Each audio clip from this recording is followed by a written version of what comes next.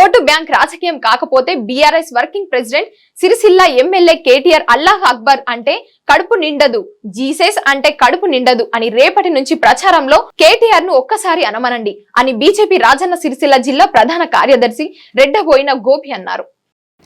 కేటీఆర్ సిరిసిల్లలో ఎన్నికల ప్రచారంలో భాగంగా పర్యటిస్తూ ప్రధానిపై కేంద్రంపై చేసిన వ్యాఖ్యలకు కౌంటర్గా సిరిసిల్ల ప్రెస్ క్లబ్లో మీడియా సమావేశం నిర్వహించి మాట్లాడుతూ 10 ఏళ్లుగా మీరు అధికారంలో ఉన్నప్పుడేం చేశారని కేటీఆర్ను ప్రశ్నించారు.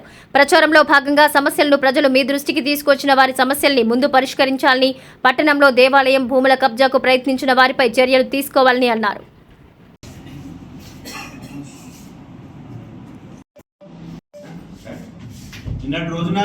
గౌరవ శాసనసభ్యులు కేటీ రామారావు గారు పేరులోనే రాముని పేరుంది, కానీ ఆయనకు వాళ్ళ అమ్మనాయన ఎందుకు పెట్టిరో ఆయనకు తెలియదు. నిన్నటి రోజున ప్రచారంలో భాగంగా సిరిసిల్లలో మాట్లాడుతూ గత 10 సంవత్సరాలుగా నరేంద్ర మోదీ గారు అన్నిటి ధరలు పెంచిండ్రు, మరి అందుకే మీరు ఎవ్వరు ఓటేయద్దు భారతీయ జనతా పార్టీకి అన్నాడు. మరి 10 ఏళ్ళకెళ్ళి రాష్ట్రంలో నువ్వు నడిపినావా నరేంద్ర మోడీ నడిపినా? కొద్దిగా ప్రజలకు చెప్పాలని. నరేంద్ర మోడీ ధరలు పెంచితే నువ్వేం పీకినవిడా? నీ రాష్ట్రం అధికారంలో ఉంది కదా, రాష్ట్రంలో 10 ఏళ్ళు, మరి ప్రజలకు వివరించాల్సిన అవసరం ఉన్నది.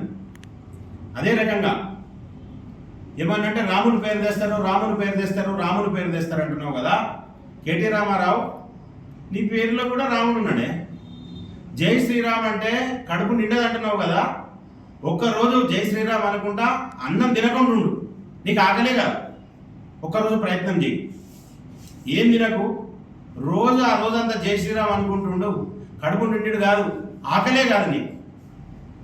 ఈరోజు టీఆర్ఎస్ పార్టీలు ఎవరైతే ఉన్నారో కేటీ రామారావు వెంబడి తిరుగుతున్న హిందూ సోదరులందరికీ చెప్తున్నా నేను ఈరోజు బహిరంగంగా ప్రచారంలో భాగంగా జై శ్రీరామ్ అంటే కడుపు నిండది అని అంటుండు కదా మీ కేటీ రామారావు. ఓటు బ్యాంకు రాజకీయమే లేకుంటే రేపటి రోజున ఎక్కడ పార్లమెంట్ ఎన్నికల్లో ప్రచారం చేసినా కానీ ఒక్కసారి అల్లాహు అక్బర్ అంటే కడుపు నిండేదని అన్నా నుండి ధైర్యం ఉంటే, ఒక్కసారి జీసస్ అంటే కడుపు నిండేదని అనమనుండి ఒక్కసారి ఆత్మ పరిశీలన చేసుకోవాలి. కేటీ రామారావు వెంబడి ఉండే హిందువులు అందరూ, టీఆర్ఎస్ పార్టీ పనిచేసే హిందూ బంధువులందరూ ఓటు బ్యాంకు రాజకీయాల కోసం హిందువులను చులకన చేసి మాట్లాడి జై శ్రీరామ్ అంటే కడుపు నిండదంటవా? మరి అదే ముచ్చట చెప్పు. రేపొద్దున అల్లాహ్ అక్బర్ అంటే కడుపు నిండదాను, జీసస్ అంటే కడుపు నిండదాను, రేపొద్దున నుండి అనాలేదు. నువ్వు నికార్సైన హిందువు అయితే, మా నాయన గుడి కట్టిండని చెప్పుకుంటాను కదా, నువ్వు నికార్సైన హిందువు అయితే ఈ 2 మాటలు రేపొద్దటి ప్రచారంలా నువ్వు ఎక్కడ పాల్గొన్నా అని చూపెట్టవు సార్. ఛాలెంజ్ చేస్తున్నాం భారతీయ జనతా పార్టీకి, నువ్వు ఓటు బ్యాంక్ రాజకీయం నీది, అది కానట్టయితే రేపు అనాల్సిందే నువ్వు అల్లాహ్ అక్బర్ అంటే కడుపు నిండదు, జీసస్ అంటే కడుపు నిండదు. ఈ 2 విషయాలు ప్రజలకు తెలియజెప్పాల్సిన అవసరం ఎంతైనా ఉన్నది. మరి దీనికి కట్టుబడి ఉంటావా అని అడుగుతున్నాం. పెట్రోల్ ధర పెరిగింది, క్రూడ్ ఆయిల్ ధర పెరిగింది, మోడీ ధరలు పెంచింది అంటున్నావు. మరి ఎందుకయ్యా నీ రాష్ట్ర స్థాయి ట్యాక్స్ ఎందుకు పెట్టినావు పెట్రోల్ మీద? అన్ని రాష్ట్రాలలో 10 రూపాయలు తక్కువ ఉంటే నువ్వు అధికారంలో 10 ఏళ్ళు, తెలంగాణ రాష్ట్రంలో 10 రూపాయలు ఎక్కువ ఉంది కదా, మరి దేనికోసం అని చెప్పి నువ్వు మాట్లాడుతున్నావు? నువ్వు నాస్తికునివి. నువ్వు పెట్టిన వ్యక్తి ఎవరైతే పార్లమెంట్ సభ్యునికి పోటీ చేస్తున్న వినోద్ రావు ఉన్నాడో ఆయన ఒక నాస్తికుడు. మీరందరూ కలిసి ఈ హిందూ సమాజాన్ని ఏం చేద్దాం అనుకుంటున్నారో సమాధానం చెప్పాల్సిన అవసరం ఉన్నది. నిన్న కాక మొన్న సిరిసిల్లాలో దేవాదాయ భూములను కబ్జా చేసి నీ ఎంబడి ప్రచారంలో తిరుగుతున్న రాష్ట్ర స్థాయి నాయకులు ఉన్నారు. మరి అది నిర్ధారణ అయి వాళ్ళు పెట్టిన లేఅవుట్ క్యాన్సిల్ అయింది.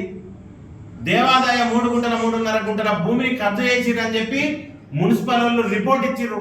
అయినా కానీ సిగ్గు లేకుండా వాళ్ళని ఎంబడి తిరుగుకుంటా నువ్వు ప్రచారం చేస్తానవే, ఇవ్వడంతటా అని 10 ఏళ్ళు డేట కనవల్లే. ఇంకా మార్కెట్లకు పోతే గా అమ్మ అడిగిందట, దాని సమాధానం చెప్పు. ఇంకా పాత మార్కెట్లకు ఎట్లయినా వాళ్ళని మార్కెట్ ఖాళీ చేసి వాళ్ళ ఉపాధిని నేను లేకుండా చేస్తాను నిర్ధారణ చేసి మున్సిపల్ వాళ్ళని 10 సార్లు పంపి ఆ మార్కెట్ను ఖాళీ చేయించడానికి ప్రయత్నం చేసినావు. నువ్వు ఓటులు అడిగే హక్కు నీకున్నదా ఆ మార్కెట్లకు పోయి?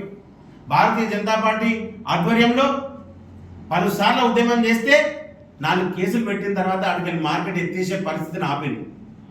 మరి ఇవన్నీ ప్రజలకు తెలియదు అనుకుంటున్నావా?